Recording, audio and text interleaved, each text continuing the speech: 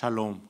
오늘도 하나님 말씀 앞에 나오신 여러분 환영합니다. 우리 함께 기도하겠습니다. 하나님, 오늘도 우리에게 귀한 말씀 주시니 감사합니다. 이 말씀이 우리를 살아 움직이게 합니다. 이 말씀이 우리를 명예롭게 합니다. 주여, 우리 안에 말씀으로 역사하여 주옵소서, 인도하여 주옵소서, 깨달아지게 하여 주시옵소서. 예수님의 이름으로 기도했습니다. 아멘. 오늘 함께 살펴볼 말씀 출애굽기 27장 9절에서 21절까지 함께 살펴보도록 하겠습니다. 토지를 관리하는 일 중에 가장 중요한 것 중에 하나가 경계를 짓는 일일 거예요. 집을 지을 때는 울타리를 만들고 논밭을 익을 때는 논두렁을 쌓아놓죠. 그렇게 함으로써 소유한 땅과 그렇지 않은 땅, 관리하는 땅과 그렇지 않은 땅을 구별합니다. 성막도 마찬가지죠. 하나님께서는 모세에게 성막의 뜰, 그러니까 성막의 마당의 경계를 구분 짓는 울타리를 세울 것을 오늘 본문 가운데 말씀하세요. 18절 먼저 보죠. 뜰의 길이는 100규빗이요 너비는 50규빗이요 세마포 휘장의 높이는 5규빗이요 그 받침은 노치며. 한 규빗을 우리가 계산하기 쉽게 약 50cm라고 보겠습니다. 그러면 가로는 100규빗, 그러니까 50m, 세로가 50규빗이면 25m가 될 것입니다. 지금으로 따지면 축구장 반 정도의 크기가 될 거예요. 성소, 그러니까 텐트가 10m가 가로로 길게 10m가 조금 넘는 길이로 있으니 나머지 40여 미터는 다 뜰이라는 이야기죠. 마당이 굉장히 넓은 거예요. 지난번에 말씀드린 것처럼 이 마당에서는 동물의 피, 그리고 내장, 그리고 번제를 태우면서의 동물의 기름과 타고 남은 재로 가득했을 거예요. 그러니 넓은 뜰이 필요했겠죠. 9절과 10절을 보니 남쪽으로 100규빗, 북쪽으로 100규빗 그렇게 포장을 하라고 하세요. 그 재료는 세마포 흰색 휘장입니다. 이 원단이 아래로 처지지 않게 중간중간에 기둥도 세웁니다. 그리고 세로 부분도 있는데 세로 부분은 동쪽과 서쪽입니다. 12, 13절을 보죠. 뜰의 옆 곧 서쪽에 너비 50규빗의 포장을 치되 그 기둥이 열이요 받침이 열이며 동쪽을 향하여 뜰 동쪽의 너비도 50규빗이 될지며. 자, 가로가 긴, 세로가 짧은 이 직사각형 모양입니다. 남쪽과 북쪽이 긴 쪽이고 짧은 쪽이 서쪽과 동쪽이에요. 그런데 16절에 보니 이 동쪽을 설명할 때 특이한 지점이 있습니다. 16절입니다. 뜰 문을 위하여는 청색, 자색, 홍색 실과 가늘게 꼰 배실로 수 놓아 짠 20규빗의 휘장이 있게 할지니. 자, 우리가 어디를 살펴볼 때 많이 등장하던 재료들입니까? 성막 실내 장식을 꾸밀 때 나타났던 화려한 색동 실들이 등장을 해요. 동쪽입니다. 여러분, 여기에서 의미하는 바가 뭘까요? 특히 성경에서는 동쪽을 굉장히 유의 깊게 보고 있어요. 동쪽이라는 것, 이 방향의 의미가 있는 게 아니에요. 우리가 마치 동쪽에서 귀인이 나타날 것이다 라는 점치듯이 동쪽을 바라보는 게 아닙니다. 왜냐하면 이스라엘의 가나안 땅의 서쪽은 지중해가 펼쳐져 있어요. 그러니 사람들은 어느 쪽으로 자연스럽게 나가요. 하나님의 땅에서, 약속 있는 땅에서 멀어지는 것은 서쪽인 것이에요. 아브라함과 야곱, 출애굽 성도 모두 서쪽에서 동쪽 가나안 하나님의 약속이 있는 땅으로 돌아오거나 또 진출해 왔어요. 반대로 동쪽으로 나아간다라는 것, 동쪽으로 나아간다라는 것은 타락한 경우가 많겠죠. 특히 바벨론 포로의 경우가 동쪽으로 나아갔어요. 아브라함, 야곱은 동쪽에서 서쪽으로 들어왔죠. 여러분 다시 한번 말씀드리지만 서쪽이 악하고 동쪽이 또 악하고 서쪽이 선하다 이런 의미가 아닙니다.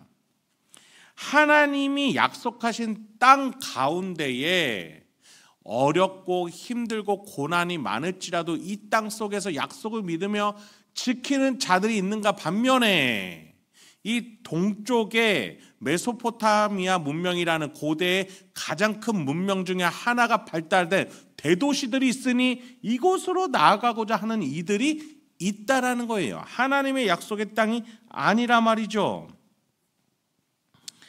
과연 하나님의 약속을 믿을 것인가? 아니면 세속을 향해 나아갈 것인가? 성경에서는 지리적으로 그래서 동쪽으로 나아가는 자들이 대부분 세속적인 길을 걷는 자들이 되고 서쪽으로 오는 자들이 하나님의 약속을 믿고 신뢰하며 나오는 자들이 많았다라는 것이에요. 그런 점에 있어서 아직 이 약속의 땅에 들어가기 전인 이 출애굽 성도들을 향해서 하나님께서는 동쪽의 문을 내시는 거예요.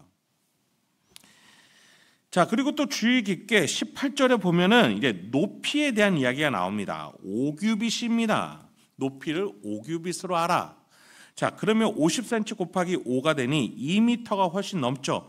일반 사람 키로는 특히 고대의 사람들이 작은 키였다는 것을 고려해 보면 2m가 훌쩍 넘는 이 울타리는 아무나 함부로 이 성막 안을 볼 수 없게 하려는 하나님의 의도가 있음을 우리가 알 수가 있어요.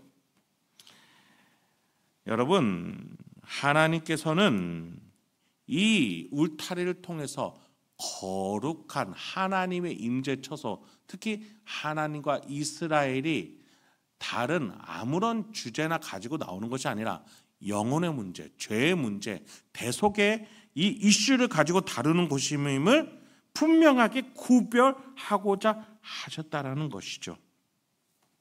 그렇습니다. 하나님의 대속의 부르심, 그 믿음의 부르심을 가지고 나오는 자들이 이 동쪽 문을 향해서 나와오는 것이죠. 그런데 동쪽 문에 다다르면 흰색 세마포가 아니라 청색, 자색, 홍색 실로 화려하게 꾸며진 마치 성막 안의 실내를 맛보는 것처럼 이 문이 그렇게 돼 있다는 거예요.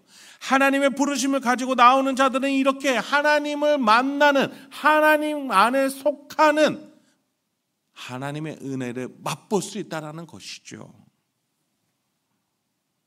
그런 점에서 하나님은 실내 장식에 쓰였던 재료를 오로지 동쪽 문, 외부 울타리에만, 이 문에만 장식에 쓰심으로써 하나님의 부르심을 받고 세속을 떠나 하나님께로 들어오라고 말씀하시는 거예요.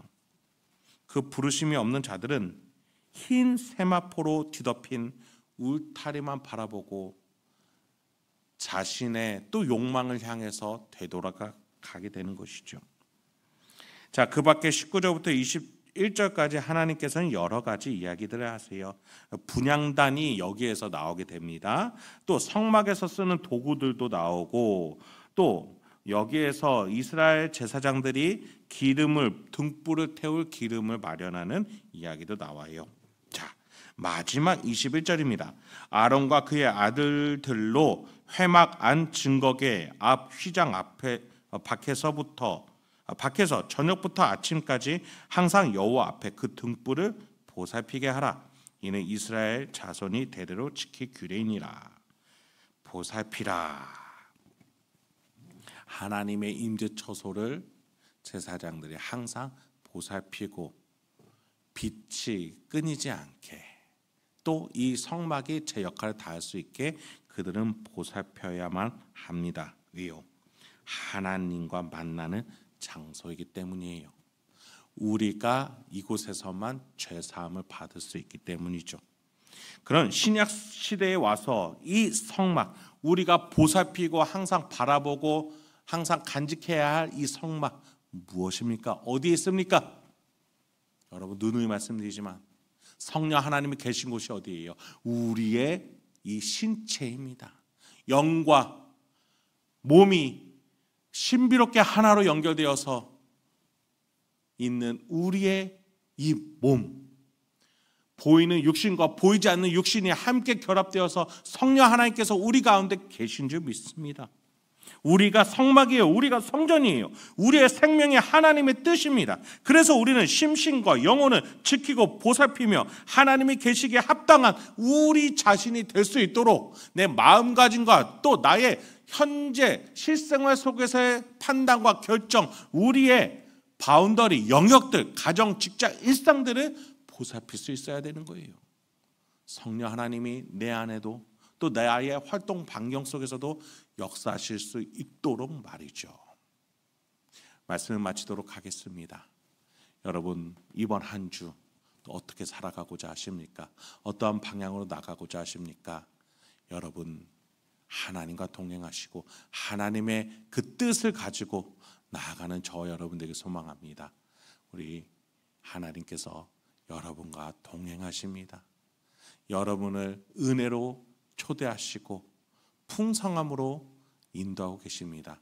오늘도 하나님이 여러분을 사랑하신다는 이 사실 깨달으며 살아가실 수 있는 명예로운 저와 여러분들에게 소망합니다. 함께 기도하겠습니다.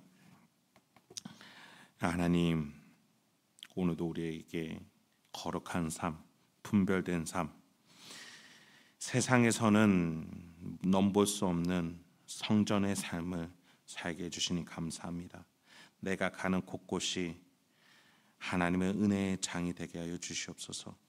내가 선택하고 판단하고 결정하는 곳곳이 하나님의 사랑으로 가득하게 하여 주시옵소서. 오늘도 하나님의 성전으로서 명예롭게 살아갈 수 있는 우리 성도님들과 제가 될 수 있도록 주여 인도하여 주시옵소서. 예수님의 이름으로 기도했습니다. 아멘.